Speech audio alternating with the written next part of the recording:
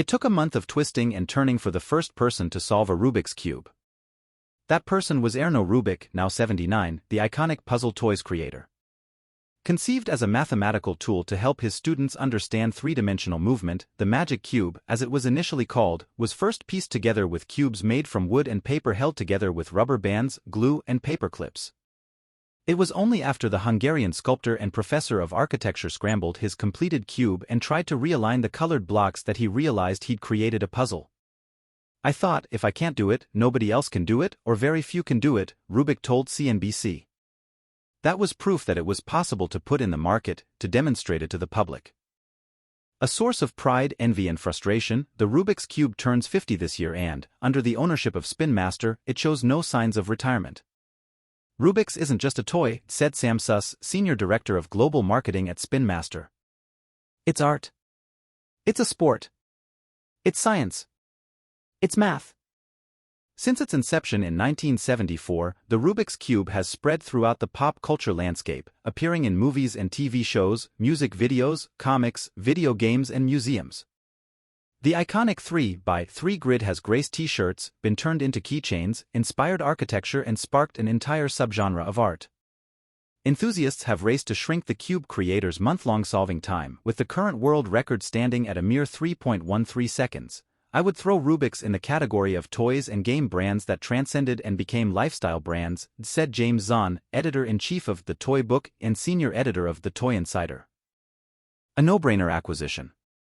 Toronto-based Spin Master, known for brands such as Hatchimals, Tech Deck and Kinetic Sand, acquired the Rubik's Cube brand in 2021, 5 years after snapping up the iconic Etch-a-Sketch. "I mean, in the toy and game industry it is not often that you come across the opportunity to acquire an evergreen, iconic brand," Suss said. "And this brand is just something that has just such incredible staying power." Adding tried-and-true evergreen products to its portfolio allows Spin Master to take risks with new brands, knowing it has a set of products that will always have a space on retail shelves. "Rubik's is just a brand that shows no signs of ever going away," Zahn said. "It will forever be regarded as a classic." At present, the Cube has 42% market share in the brain teaser category, according to Suss.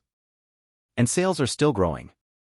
In 2022, global retail sales of the Rubik's Cube grew nearly 4% year-over-year and reached $75.3 million, the result of nearly 6 million units sold. That figure does not include tens of millions of dollars in sales of related, Rubik's-inspired cubes, Suss said. As of November 2023, year-to-date sales were up 14% over 2022. Spin Master generated just over $2 billion in revenue in 2022, making Rubik's Cube sales just under 4% of the company's total earnings that year. The one important element of its longevity is the fact that new people keep discovering it each and every year, said Zahn.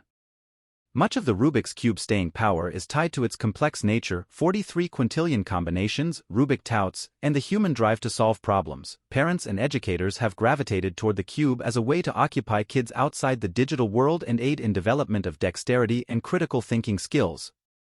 Spin Master is also in the process of starting the Rubik's Academy, an educational program that provides teachers with lesson plans that integrate the puzzle toy into the classroom.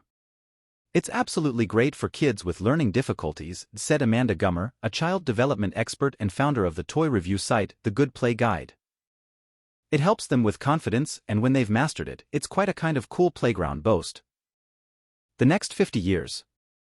While the traditional Rubik's Cube remains popular, Spin Master has been quick to develop new versions of the cube.